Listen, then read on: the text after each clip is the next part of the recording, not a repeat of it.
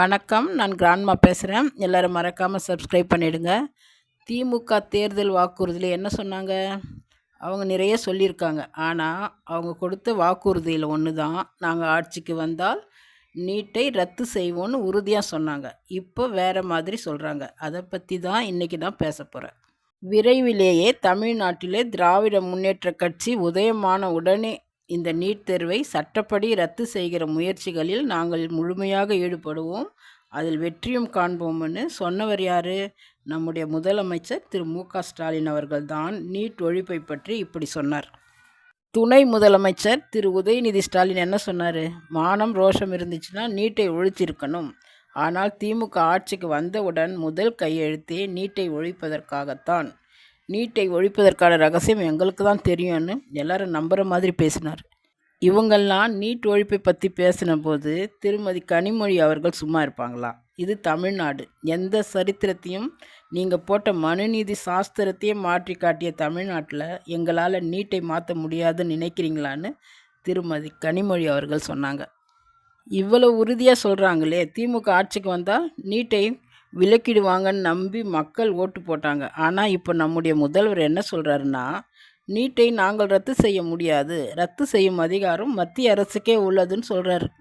நீட்டு ரத்து செய்ய முடியாதுன்னு நம்முடைய முதல்வருக்கும் அவரை சார்ந்தவர்களுக்கும் முதல்ல தெரியாதா? இது மக்களை ஏமாற்றும் வாக்குறுதி தானே. எதையாவது சொல்லி ஆட்சியை பிடிச்சிடணும், அதுக்கப்புறம் சமாளிச்சுக்கலாம். நம்ம யார் கேள்வி கேட்க போகிறாங்கன்னு தானே. முடியாதுன்னு தெரிஞ்சும் பொய்யான வாக்குறுதிகளை கொடுக்குறாங்க. ஆனால் இதற்கு தமிழக வெற்றி கழகத்தின் தலைவர் திரு விஜய் அவர்கள் தன்னுடைய எக்ஸ் பக்கத்தில் எத்தனை காலம்தான் ஏமாற்றுவார் இந்த நாட்டிலே என்ற இந்த பாடல் இப்பொழுது ஆளுகிற கட்சிக்கு பொருத்தமாக இருக்கும்னு தன்னுடைய அறிக்கையில் வெளியிட்டிருக்கார். இன்னும் அவர் என்ன சொல்கிறாருன்னா, நீட் தேர்வை ரத்து செய்யும் ரகசியம் தங்களுக்கு தெரியும் என்று பிரச்சாரம் செய்து தமிழக மக்களை நம்ப வைத்து திமுக ஏமாற்றி உள்ளது. தற்போது நீட் தேர்வை ரத்து செய்யும் அதிகாரம் மத்திய அரசுக்கு தான் உள்ளது என கூறுகின்றனர் என்று அவர் எக்ஸ் பக்கத்தில் பதிவிட்டிருக்கிறார். திரு விஜய் அவர்களுக்கு ஆளுங்கட்சி என்ன பதில் சொல்லப் போகிறார்கள்? அடுத்தது, யார் அந்த சார்? இவர்தான் அந்த சார்னு சொல்லி திமுகவை சேர்ந்தவர்கள் சட்டசபைக்கு முன்னாடி கோஷம் போடுறாங்க. எப்போவுமே எதிர்கட்சி தான் எப்பவும் கோஷம் போடுவாங்க. இப்பொழுது ஆளுங்கட்சியே இதை செய்கிறாங்க.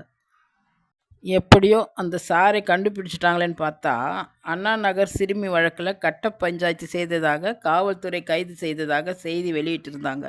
அவன் அண்ணா திமுகவை சேர்ந்தவன். அவனுடைய புகைப்படத்தை வச்சுக்கிட்டு இவன் தான் அந்த சாருன்னு காட்டுறாங்க.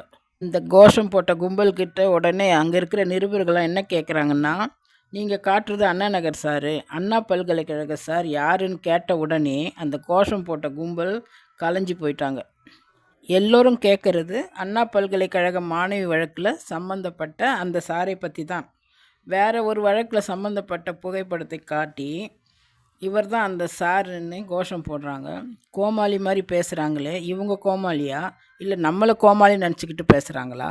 பிடிச்சிருந்தால் லைக் பண்ணுங்கள், ஷேர் பண்ணுங்கள், உங்கள் கருத்தை பதிவு பண்ணுங்க, மறக்காம சப்ஸ்கிரைப் பண்ணுங்க. நன்றி.